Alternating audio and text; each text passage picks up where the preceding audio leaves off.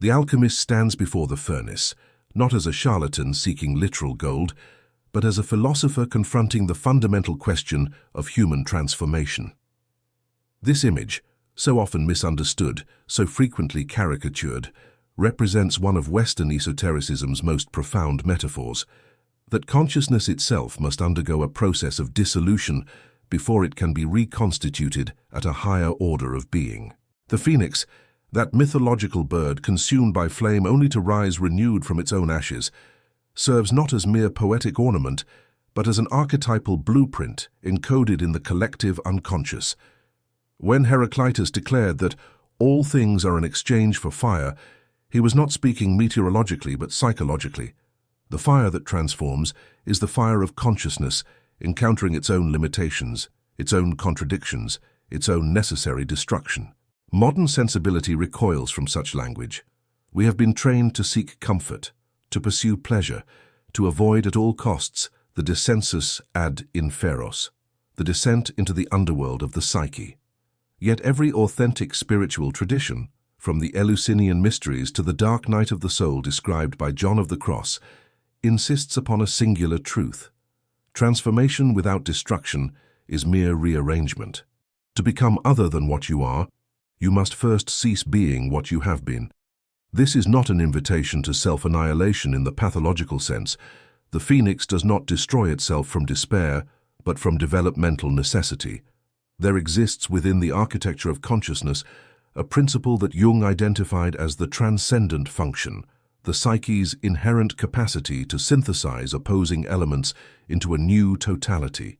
But this synthesis cannot occur while old structures remain calcified, while outdated identities cling desperately to their thrones.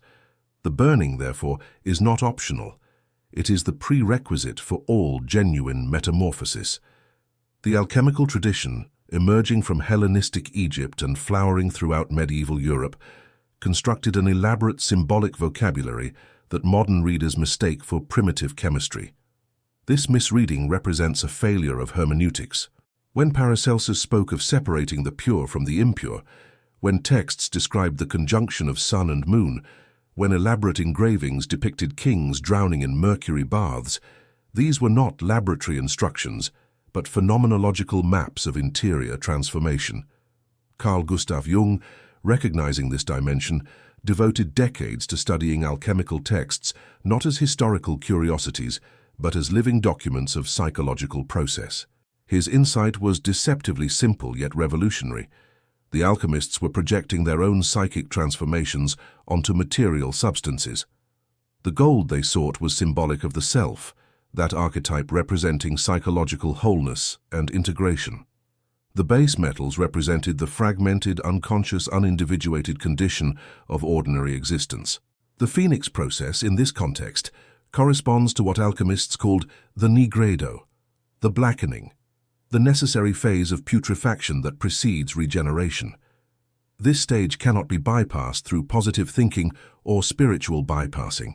Jung observed in his own life and in his patients that psychological development inevitably passed through periods of profound disorientation where previous meanings collapsed and existential darkness prevailed.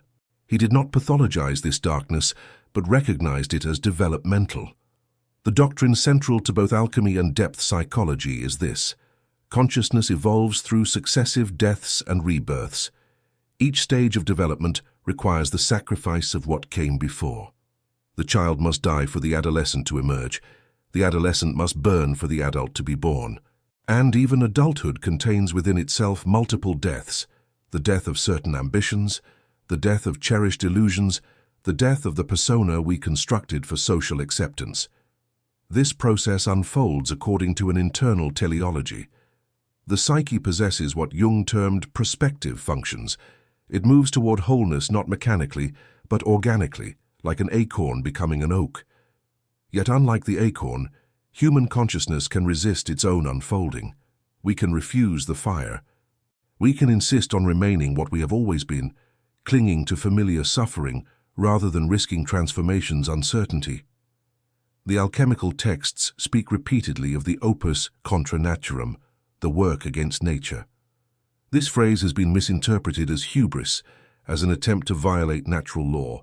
In truth, it describes the conscious participation in one's own evolution, the willingness to accelerate through intentional suffering what would otherwise require decades of unconscious repetition.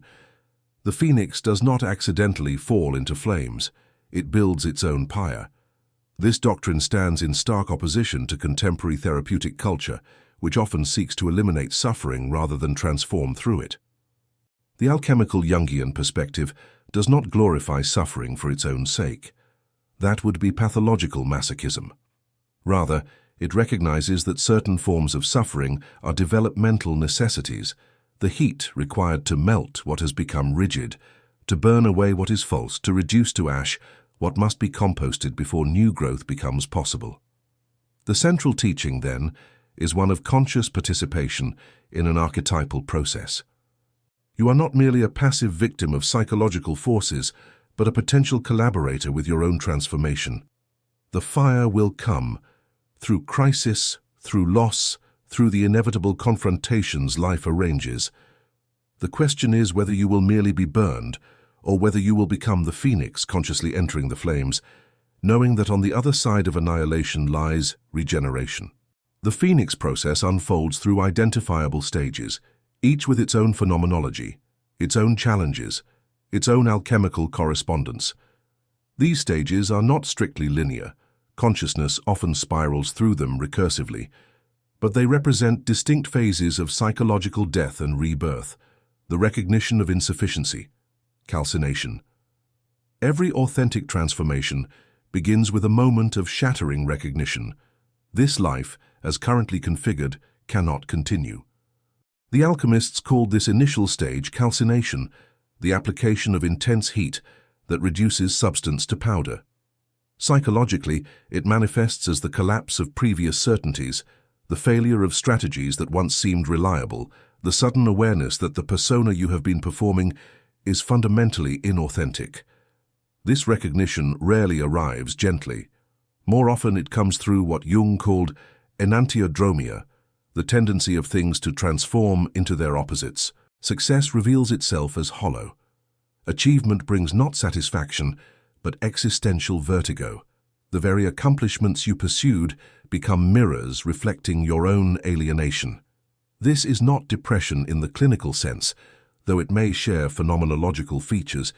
It is, rather, the psyche's revolt against its own confinement, the self-demanding recognition, the fire beginning to burn. Many attempt to extinguish this fire through distraction, through doubling down on what is failing, through seeking external validation to silence internal dissonance. These strategies constitute what alchemists called the false opus, work that simulates transformation while actually reinforcing stagnation. The phoenix at this stage must resist the temptation to flee from the flames it has itself ignited. The dissolution of identity, Solutio. Once calcination has reduced the hardened ego structure to powder, the work of dissolution begins.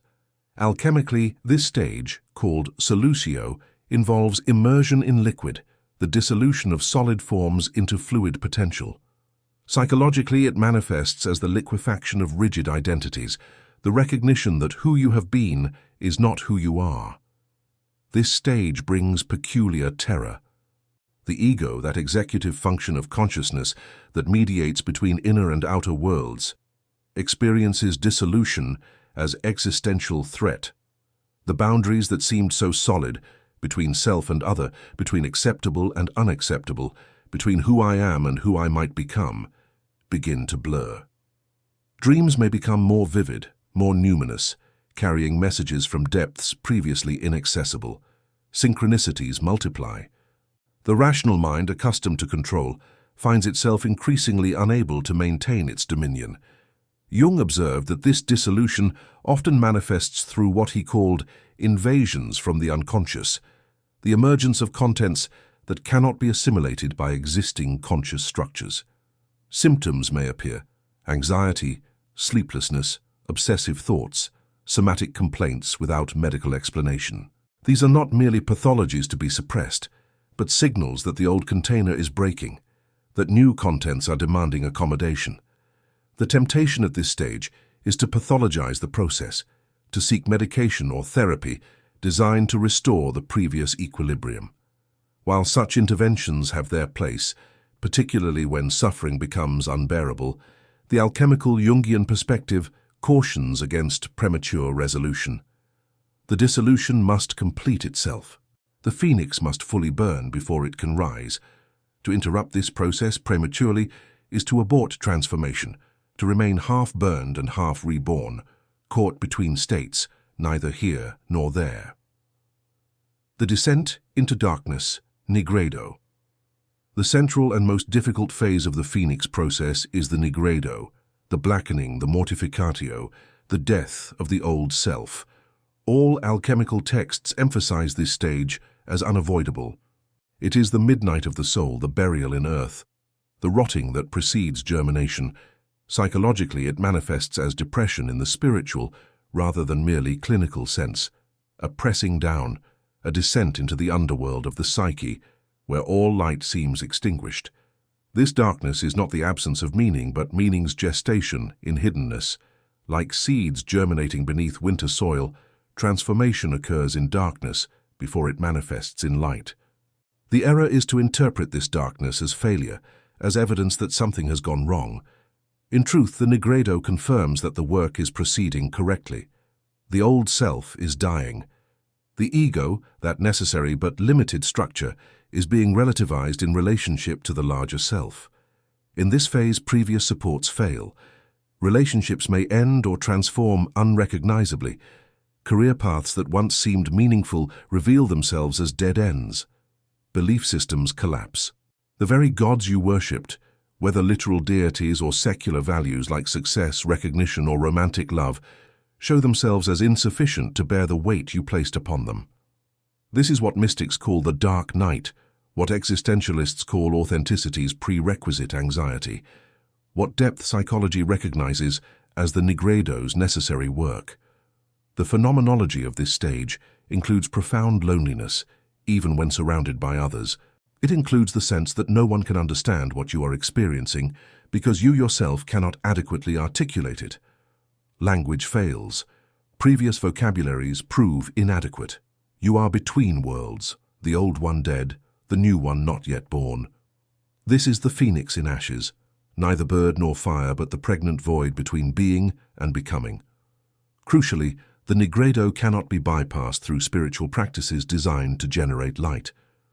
Meditation, prayer, yogic disciplines all have their place, but when deployed defensively against the darkness, they become obstacles rather than aids. The darkness must be entered, must be inhabited, must be allowed to do its work. Jung himself underwent such a period, which he later called his confrontation with the unconscious, during which he deliberately entered visions and dialogues with archetypal figures. He did not flee the darkness, but made it his dwelling. The emergence of the new form, Albedo. After the Nigredo comes the Albedo, the whitening, the first emergence of light after darkness.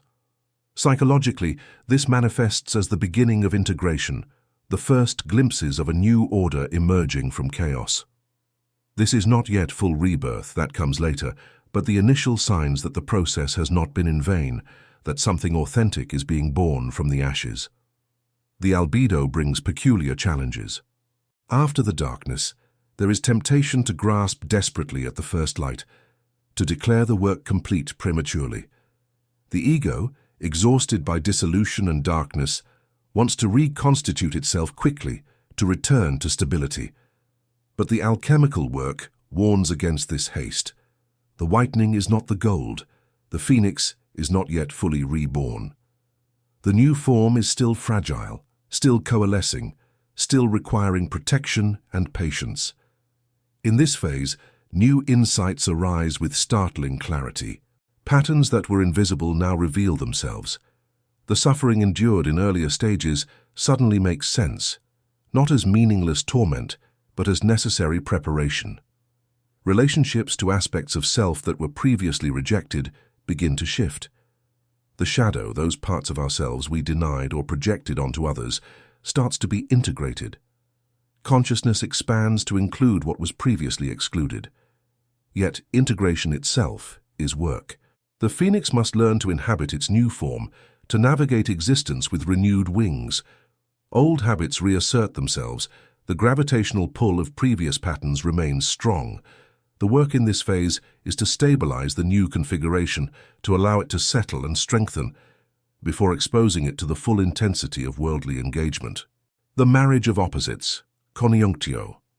The final alchemical stage is the Coniunctio, the sacred marriage, the union of opposites, the achievement of the gold.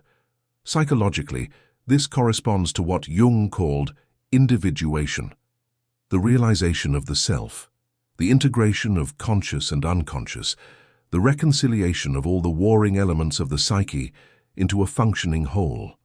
This is not the elimination of conflict, but its transformation into creative tension. The individuated person contains contradictions without being torn apart by them.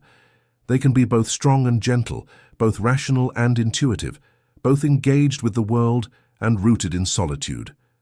The opposites that previously seemed irreconcilable, spirit and matter, masculine and feminine, light and dark, are recognized as complementary aspects of a larger unity. The phoenix, fully reborn, is not what it was before the burning. It carries the memory of the fire, the wisdom of the ashes, the knowledge that transformation requires destruction. This wisdom makes it fundamentally different from those who have never burned, who have never descended, who have avoided the fire. It possesses what the mystical traditions call gnosis, not intellectual knowledge but lived understanding, truth embodied rather than merely conceived. There comes a moment in the phoenix process when the entire undertaking seems like catastrophic error. The old self is dead, but the new self has not yet stabilized. You exist in the liminal space between identities, neither who you were nor who you will become. This is the crisis proper, not crisis as temporary difficulty, but as the decision point that determines whether transformation will complete or abort. In this moment, existential despair is not neurotic, but realistic. You have sacrificed certainties without guarantee of what will replace them. You have burned what was familiar, and the unfamiliar has not yet taken coherent form. The question arises with terrible force. What if there is nothing on the other side of this destruction? What if the phoenix is merely mythology, and you are simply burned? This doubt cannot be answered by reassurance from others, or by consulting texts, however wise. It is the existential confrontation that each individual must face alone.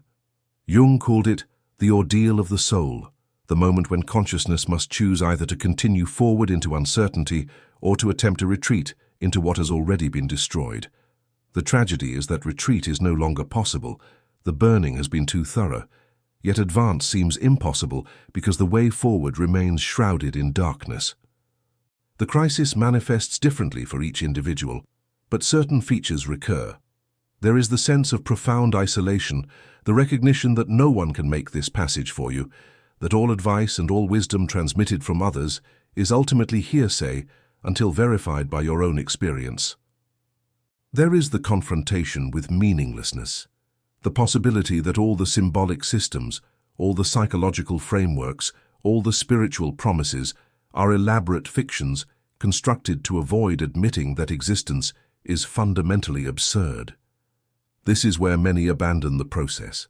They seek to reconstruct a simulacrum of their former identity, to return to unconsciousness, to forget what they have glimpsed of themselves and of existence. This constitutes what Kierkegaard called despair at not willing to be oneself, the refusal of one's own truth, the flight from freedom into the safety of inauthenticity. The phoenix, unwilling to complete its transformation, remains ash. Yet for those who persist, who remain in the fire without knowing whether they will emerge, who endure the darkness without certainty of dawn, something shifts. Not suddenly, not dramatically, but subtly and fundamentally. The despair itself becomes generative. The willingness to face meaninglessness without flinching paradoxically generates meaning. The acceptance of uncertainty becomes a strange kind of ground. In the darkest moment of the soul's night, when all seems lost, the first light of authentic dawn begins to break. This is not faith in the religious sense, not belief in doctrines or reliance on external salvation. It is what existentialists call authentic being toward death, the recognition that finitude and uncertainty are not obstacles to meaning, but its very conditions. The phoenix rises not despite the fire, but because of it. Consciousness, purified by its own dissolution, reconstitutes itself on a new foundation, not the inherited certainties of culture and conditioning, but the hard-won truth of individual experience. The crisis, therefore, is not something to be avoided or minimized, but something to be consciously embraced. It is the crucible in which transformation either occurs or fails to occur.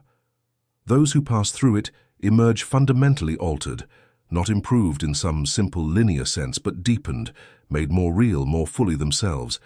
They carry the mark of the fire. They know what it means to burn and to be reborn. What emerges from the phoenix process is not a perfected self. Perfection is a neurotic fantasy, but an integrated self, a consciousness that has incorporated its own contradictions and discovered wholeness, not in spite of, but through its own multiplicity. The individual who completes this journey is fundamentally transformed in ways both visible and invisible. The most immediate transformation is in relationship to suffering. Having passed through the fire, one no longer relates to difficulty as something that should not be happening, as evidence of failure or divine punishment.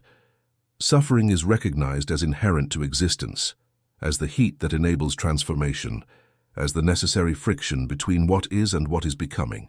This does not mean passive acceptance of all circumstances. The integrated self acts to change what can and should be changed, but it means no longer adding to suffering through resistance to suffering itself. There is also a transformation in authenticity. The person who has burned away false identities no longer performs selfhood for external audiences. The masks that once seemed necessary for social survival are recognized as optional, and their use becomes conscious and strategic rather than compulsive.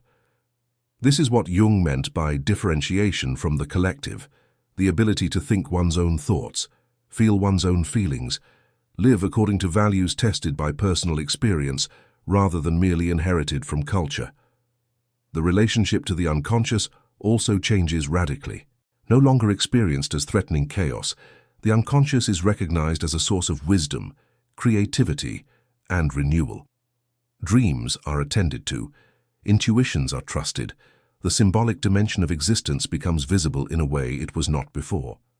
Synchronicities, meaningful coincidences that rational materialism dismisses, are experienced as communications from the deeper layers of psyche and cosmos. Perhaps most significantly, the integrated self develops what might be called existential humility. Having discovered the limits of ego consciousness, having been dismantled and reconstructed, one no longer harbors illusions of total control or complete understanding.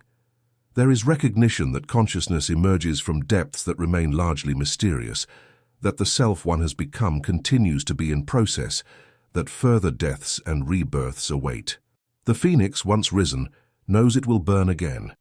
This integration does not produce a state of permanent bliss or uninterrupted peace. The integrated self still experiences the full range of human emotions, still confronts challenges, still makes errors. What changes is the relationship to these experiences. There is more spaciousness, more capacity to hold contradictions without fragmentation, more ability to respond rather than react. The fire has created in consciousness what metallurgists call temper, strength gained through controlled heating and cooling. The work of integration is ongoing. The opus is never truly complete. Consciousness continues to evolve, to encounter new challenges, to discover previously unconscious material that demands integration. But there is now confidence, earned through experience rather than borrowed from belief, that whatever arises can be met, that further dissolutions and reconstructions, should they come, will not destroy, but deepen. The phoenix has learned to trust the fire. In the end, what the alchemists understood and what Jung recovered for modern consciousness is this: transformation is not granted by grace or achieved through technique, but realized through the willingness to burn. The gold you seek cannot be found or purchased or inherited. It must be forged in the fire of your own becoming, in the crucible where everything you thought you were is reduced to ash, so that everything you actually are can emerge. The secret was never in the formula, never in the ritual, never in the teaching. It was always in the courage to enter the flames, knowing you might not emerge, yet entering anyway.